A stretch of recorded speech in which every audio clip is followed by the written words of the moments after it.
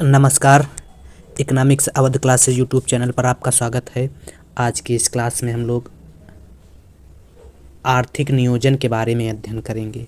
आर्थिक नियोजन की परिभाषा, अर्थ एवं आर्थिक नियोजन के क्या उद्देश्य हैं के बारे में विस्तार से अध्ययन करेंगे। यह क्लास यूजीसी नेट एग्ज़ाम के लिए, जेआरएफ एग्ज़ाम के लिए तथा आगामी शिक्षक भर्ती परीक्षा के लिए महत्वपूर्ण है। यहाँ से प्रश्न एग्जाम में मिलने की संभावना है। आर्थिक नियोजन में एक शब्द है नियोजन और एक शब्द होता है योजना। योजना किसे कहते हैं और नियोजन किसे कहते हैं, पहले इसको जान लेते हैं। तो नियोजन जो है वह प्रक्रिया है जिसके द्वारा भावी उद्देश्यों तथा उन उद्देश्यों की प्राप्ति के लिए किए जाने वाले कार्यों को निर्धारित किया जाता है। मतलब भावी उद्देश्यों तथा उन उद्देश्यों की प्राप्ति के लिए किए जाने वाले कार्यों का निर्धारण जो है वह नियोजन में किया जाता है। या कह सकते हैं भावी घटनाओं की संकल्पना करना तथा वर्तमान में भविष्य को प्रभावित करने वाले निर्णय लेना जो है नियोजन कहलाता है। तो नियोजन जो है मुख्य रूप से भावी उद्देश्यों को ध्यान में रखकर जो उद्देश्य प्राप्त किए जाते हैं उन्हीं को नियोजन कहते हैं, उसको नियोजन कहते हैं। या जो योजना है, तो योजना जो है किसी भी काम को करने से पहले उसकी भौतिक या गैर भौतिक रूप से रूपरेखा तैयार करना योजना कहलाता है या प्लान कहलाता है। तो योजना जो है किसी कार्य को करने से पहले उसकी भौतिक या गैर भौतिक रूपरेखा तैयार करना योजना कहलाता है। भारत में आर्थिक नियोजन जो है यह समवर्ती सूची का विषय है। भारत में आर्थिक नियोजन जो है यह समवर्ती सूची का विषय है। अब अगर आर्थिक नियोजन की बात की जाए तो आर्थिक नियोजन से अभिप्राय जो है राज्य के अभिकरणों द्वारा देश की आर्थिक संपदा और सेवाओं की एक निश्चित अवधि हेतु आवश्यकताओं का पूर्वानुमान लगाने से है। नियोजन अपने आप में सामाजिक नियोजन की अवधारणा को समाहित रखता है। वर्तमान में कल्याणकारी राज्य की अवधारणा में आर्थिक नियोजन के पीछे समाज को विकसित करने का लक्ष्य रखा जाता है। तो अगर अर्थ की बात की जाए तो यह अर्थ हो गया। इसके अलावा कह सकते हैं कि आर्थिक नियोजन एक संगठित आर्थिक प्रयास है जिसमें राज्य द्वारा एक निश्चित आर्थिक एवं सामाजिक लक्ष्यों की प्राप्ति के लिए प्राकृतिक, आर्थिक तथा मानवीय संसाधनों का विवेकपूर्ण ढंग से समन्वय एवं नियंत्रण किया जाता है। भारत में नियोजन जो है वह समवर्ती सूची विषय में शामिल है। प्रोफेसर हैरिस जो है नियोजन की परिभाषा देते हुए कहते हैं, नियोजन से अभिप्राय आय तथा मूल्य के संदर्भ में नियोजन अधिकारी द्वारा निश्चित किए गए उद्देश्यों तथा लक्ष्यों के लिए साधनों का आवंटन मात्र है। तो आज सिर्फ हम नियोजन का अर्थ एवं उद्देश्य के बारे में जानेंगे। अगला जो वीडियो होगा वह भारत में नियोजन का क्या इतिहास रहा है इसके बारे में विस्तार से अध्ययन करेंगे। किस वर्ष नियोजन के पहले या पंचवर्षीय योजना बनने से पहले या योजना आयोग का गठन होने से पहले भारत में नियोजन की क्या प्रक्रिया रही, क्या चरण रहे, उनके बारे में अगले वीडियो में विस्तार से अध्ययन करेंगे। तो अब नियोजन के उद्देश्यों की अगर बात की जाए तो आर्थिक नियोजन का उद्देश्य जो है objective of economic planning, Wadia और मर्चेंट ने नियोजन के उद्देश्य बताए हैं।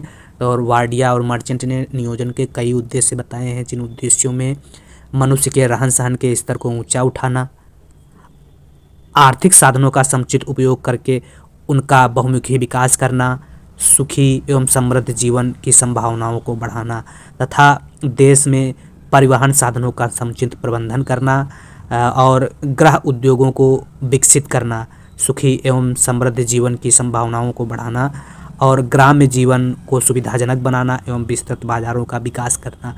वाडिया एवं मर्चेंट ने यह इतने उद्देश्य जो हैं आर्थिक नियोजन के बताए हैं। इसके अलावा सुविधा की दृष्टि से आर्थिक नियोजन के उद्देश्यों को मुख्य रूप से 3 भागों में बांटकर पढ़ा जा सकता है। यह 3 उद्देश्य हैं राजनीतिक नियोजन या राजनीतिक उद्देश्य, आर्थिक उद्देश्य और सामाजिक उद्देश्य। तो अब बारी बारी से इन तीनों उद्देश्यों को हम लोग जान लेते हैं। अगर राजनीतिक उद्देश्य की बात की जाए तो राजनीतिक उद्देश्यों में सुरक्षात्मक उद्देश्य, आक्रामक उद्देश्य, सुरक्षात्मक उद्देश्य, आक्रामक और आंतरिक राजनीतिक उद्देश्य शामिल किया जाता है। अब सुरक्षात्मक उद्देश्य क्या है नियोजन का, तो सुरक्षात्मक उद्देश्य में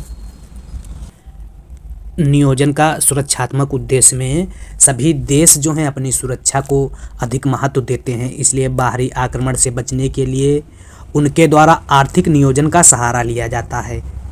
देश द्वारा अपनी सैनिक शक्तियों का विस्तार किया जाता है और आधुनिक सुरक्षा सामग्री या तो स्वयं बनाते हैं वे देश या आयात करते हैं। किसी भी देश का आर्थिक विकास बिना सुरक्षा के नहीं हो सकता है। तो सुरक्षात्मक उपाय जो है या सुरक्षात्मक उद्देश्य आर्थिक नियोजन का राजनीतिक उद्देश्य है।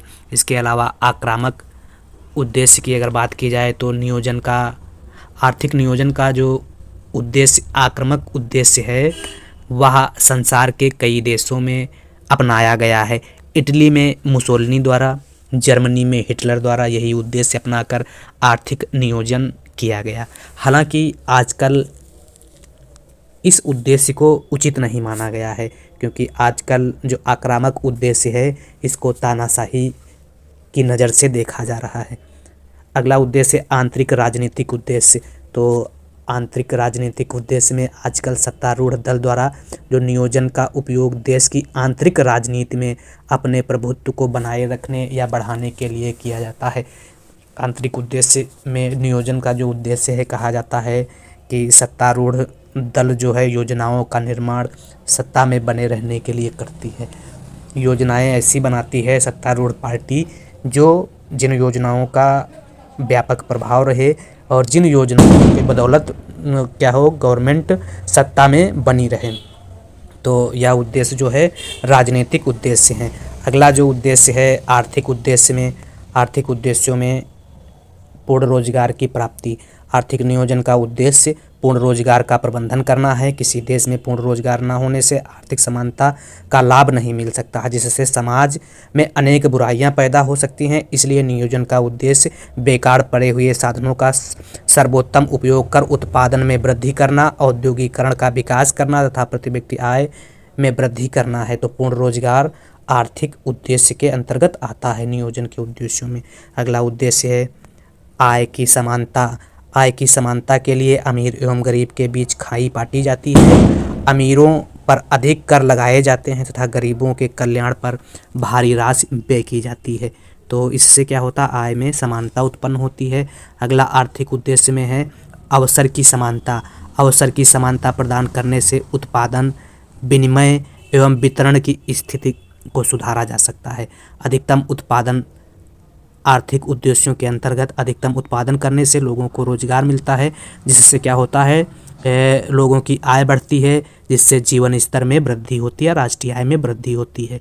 तो उत्पादन के आर्थिक उद्देश्यों में पूर्ण रोजगार की प्राप्ति, आय की समानता, अवसर की समानता और अधिकतम उत्पादन करना तथा संतुलित विकास। अगला जो आर्थिक उद्देश्य है वह संतुलित विकास है। आर्थिक नियोजन का उद्देश्य अर्थव्यवस्था का बहुमुखी विकास करना भी होता है। इसमें अर्थव्यवस्था के सभी क्षेत्रों में विकास किया जाता है, जिससे पिछड़े क्षेत्रों पर अधिक ध्यान दिया जाता है तथा सामाजिक समानता व संतुलन को स्थापित किया जा सकता है। आर्थिक उद्देश्यों का नियोजन का आर्थिक उद्देश्य में अन्य उद्देश्य जो है वह उच्च जीवन स्तर है। उच्च जीवन स्तर प्रदान करने के लिए उत्पादन बढ़ाया जाता है, नवीन आधुनिक वस्तुओं का निर्माण किया जाता है तथा सार्वजनिक वितरण प्रणाली को सुधारा जाता है, जिससे क्या होता है लोगों के जीवन स्तर जो है उच्च होता है। बेकार साधनों का उपयोग। आर्थिक नियोजन बेकार साधनों का उपयोग कर राष्ट्र का तीव्र विकास करने के लिए भी किया जाता है। अगला आर्थिक उद्देश्यों में है आत्मनिर्भरता की प्राप्ति। तो आत्मनिर्भरता का अर्थ जो होता है वह स्वयं पर निर्भर होना होता है, अर्थात बाहरी सहायता न लेना होता है। आत्मनिर्भरता की प्राप्ति आर्थिक नियोजन के प्रमुख उद्देश्यों में से एक उद्देश्य है। अगला जो है सामाजिक उद्देश्यों को भी ध्यान में रखकर आर्थिक नियोजन किया जाता है। सामाजिक उद्देश्यों में 3 उद्देश्य लिए जाते हैं। समाजवादी समाज की स्थापना, सामाजिक सुरक्षा एवं कल्याणकारी राज्य की स्थापना। समाजवादी